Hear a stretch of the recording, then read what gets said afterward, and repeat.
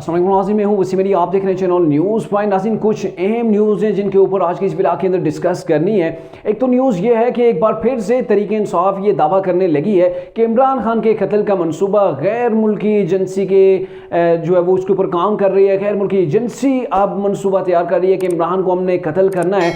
अब बेसिकली तहरीक इंसाफ को ये स्टंट छोड़ने की बड़ी वजह क्या है, क्या ज़रूरत होने पड़ी है कि इतना बड़ा जो है वो एक नया बयानिया डेवलप कर रहे हैं। इसके ऊपर बात करेंगे और साथ में वो ट्रक की भी बात करेंगे, क्योंकि आजकल बातें तो ट्रकों की हो रही हैं। ट्रक विखा मेरा मूड बने वो बात हो रही है पाकिस्तान के अंदर, कैसे वो ट्रकों वाली गेम है। लेकिन साथ में जो तीसरी न्यूज़ है वो भी आपको बताते हैं कि आज एक अदालत के अंदर जज साहब ने ये कहा है कि इमरान बरतानिया की अदालतों की तो बड़ी मिसालें देते हैं, लेकिन पाकिस्तान की अदालतों का एहतराम करना वो भूल जाते हैं। ये तीनों न्यूज़ जो हैं आज के इस ब्लॉग के अंदर आपके साथ डिस्कस करेंगे।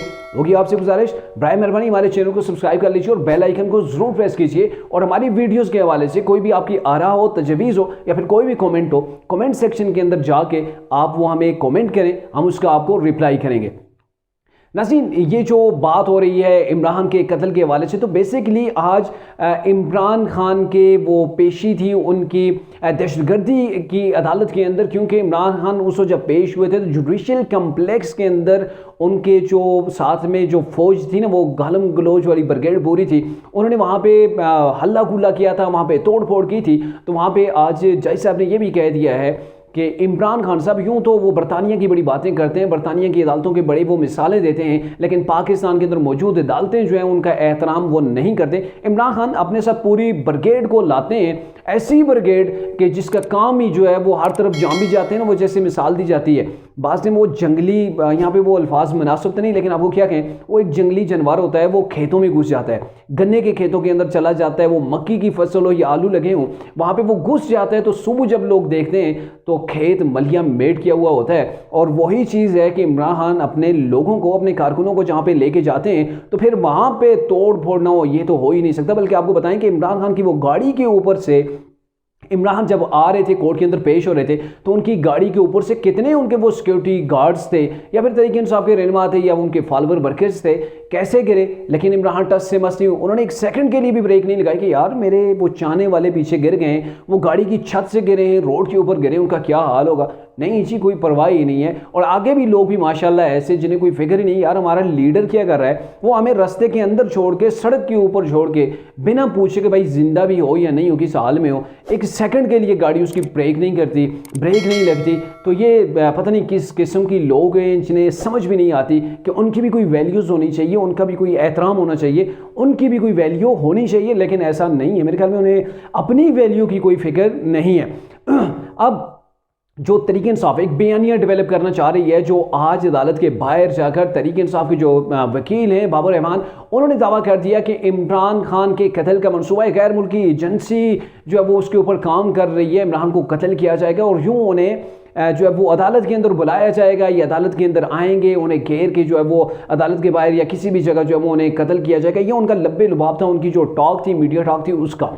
लेकिन बेसिकली इन्हें ज़रूरत क्यों पड़ी, क्योंकि इमरान खान आपको पता है आए रोज़ वो नए बयानिए डेवलप करते हैं और इस बयानिए के पीछे भी उनकी बहुत बड़ी मंतिक है। और मंतिक ये है कि इमरान खान साहब चाहते हैं कि वो अदालतों से इस्तिस्ना उन्हें हासिल हो जाए, बार बार उन्हें अदालतों के सामने पेश ना होना पड़े, ऐसे उनकी वैल्यू डाउन हो जाती है। और इसी चीज़ से बचने के लिए उन्होंने प्लस्टर जो है वो 3 महीने नहीं खोला अपनी टांग से, और अब उनका मेरे ख्याल में प्लस्टर भी खुल चुका है। लेकिन अब वो ये जानते हैं कि उन्हें कोर्ट के अंदर पेश होना पड़ेगा। और इमरान खान की ये आदत है कि वो एक केस के अंदर जाते हैं, नवा कट्टा खोल के जो है वो आ जाते हैं। और पिछली बार वो अदालत के अंदर वो पेश हुए, एक नया केस उनके ऊपर बन गया, क्योंकि वो अपने साथ जो ब्रिगेड लेके गए थे उन्होंने वहाँ पे तोड़ फोड़ कर दी थी।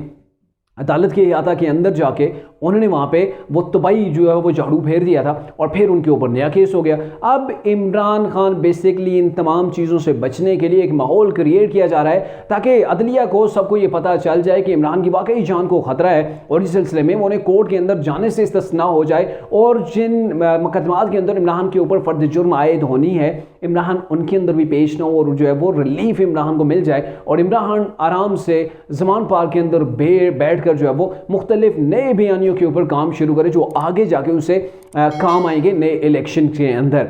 अब आपको बताएं कि यही इमरान जो लॉ एंड ऑर्डर की बातें करते हैं और दूसरी तरफ देखें कि तहरीक इंसाफ के जो रहनुमा हैं वो कैसे जजेस की उनकी ऑडियो लीक हो रही हैं जजेस के मतलब। जैसे कि आज जो ऑडियो लीक हुई है वो आपने सुनी होगी, फवाद चौधरी उनके भाई जो वकील हैं फैसल चौधरी मेरे ख्याल में उनका नाम है, तो उनके दरमियान जो टॉक हो रही थी वो ऑडियो कॉल थी, पंजाबी के अंदर बेसिकली वो बात कर रहे थे। उसके अंदर अगर आपको शॉर्टली बताऊं तो जो उन्होंने बात की, उनके कहने का मतलब ये था कि 2 जजेस से रब्ता करें, रब्ता करने के बाद जो पीडीएम की गवर्नमेंट है इसके ऊपर हमने प्रेशर डालना है। जैसे क्या था, तारड़ है, एक और किसी का नाम लिया वो मेरे माइंड से निकल गया, तो इनके ऊपर हमने इस्तगासा के मतलब वो केस बनवा देने 2-3 जगहों के ऊपर, ताकि इनके ऊपर प्रेशर बिल्ड हो जाए। लो जी, ये तरीके इंसाफ की वही खिचड़ी है जो 2018 के अंदर उनके दिमाग के अंदर चली गई थी। बल्कि बेसिकली ये खिचड़ी उनके दिमाग के अंदर पलना 2013-14 से जो वो शुरू हो गया था, और जिसके तहत ये अंपायर को साथ मिला के खेलते हैं। जैसे गवर्नमेंट के अंदर कैसे आए, कैसे वो नए काम करती रही, कैसे जो उस वक्त की अपोजिशन थी वो जेलों के अंदर गई, तो अब भी ये वही काम करवा रहे हैं अपने बलबूते के ऊपर, तो इनसे कुछ नहीं होता।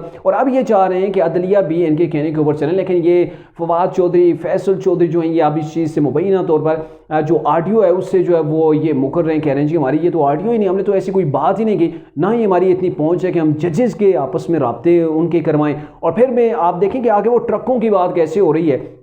बेसिकली वो इंडियन फिल्मों के अंदर आपने देखा होगा, वहाँ पे वो अंडरवर्ल्ड के जो लोग होते हैं, यहाँ पे फवाद चौधरी भी अंडरवर्ल्ड के लोगों से कम नहीं है, क्योंकि इनके जो डायलॉग होते हैं, इनकी जो धमकियाँ होती हैं बहुत बड़ी बड़ी होती हैं। और इन्होंने जो लफ्ज़ इस्तेमाल जो वहाँ पे फिल्मों के अंदर होता था, पेटी, खोखा, ये पैसों के लिए इस्तेमाल होता था। यानी कि एक पेटी से मुराद ली जाती थी कि 1 लाख, एक खोखे से मुराद ली जाती थी 1 करोड़, और यहाँ पे एक ट्रक से आप मुराद ले सकते हैं कि 1 अरब रुपए।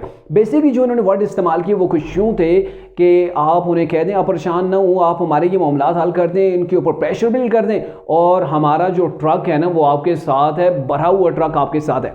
मतलब कहने का उनका फिर ज़ाहिर पैसों का ही हुआ होगा। और फिर ये तो नहीं कह रहे थे कि ट्रक से मुराद इमरान खान, कहे हमारा इमरान खान आपके साथ है, इमरान को वो ट्रक नहीं कह सकते थे। अलबत्ता जहाज़ कहते तो फिर हमारा डाउट जाता, ट्रक के बजाय अगर जहाज़ का लफ्ज़ इस्तेमाल करते तो हमारा भी डाउट जाता कि ये इमरान की बात हो रही है। लेकिन वहाँ पर जो फवाद चौधरी ने अल्फाज इस्तेमाल किए वो ट्रक के थे, इसलिए कहा जा सकता है कि 1 अरब रुपए की बात की जा रही है कि आप हमारी डील करवाएं तो 1 अरब रुपए हम दे देंगे।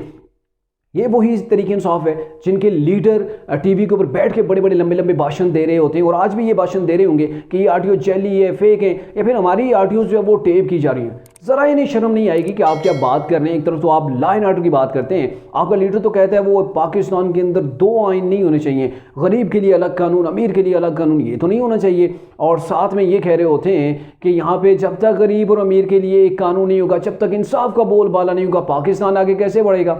और बेसिकली आप ही तो इसकी तबाही कर रहे हैं, आप ही तो इस कानून को पाँव के नीचे रौंद रहे हैं। आए रोज़ आपकी ऑडियोज़ लीक हो रही हैं, और कोर्ट को भी ये चाहिए कि इसके ऊपर एक्शन ले, क्योंकि ये जो पिछली 2-3 ऑडियो लीक हुई हैं इसमें, इसके अंदर जज साहिबान का जिक्र है, उनके नाम लिए जा रहे हैं, और एक तो मुबैना तौर पर एक जज के साथ जो वो ऑडियो भी है। तो ऐसी चीज़ों के अंदर अवाम का जो एक कोर्ट्स के ऊपर जो एक ट्रस्ट होता था वो भी डाउन हो रहा है, एतमाद जो है वो कम हो रहा है। तो इसलिए इसका ना तो अभी तक किसी ने फोरेंसिक करवाया है, ना ही इसके ऊपर कोई इंक्वायरी हुई है। मतलब अभी तक किसी किस्म का कोई भी जो है वो आज खुद नोटिस इसके ऊपर नहीं लिया गया।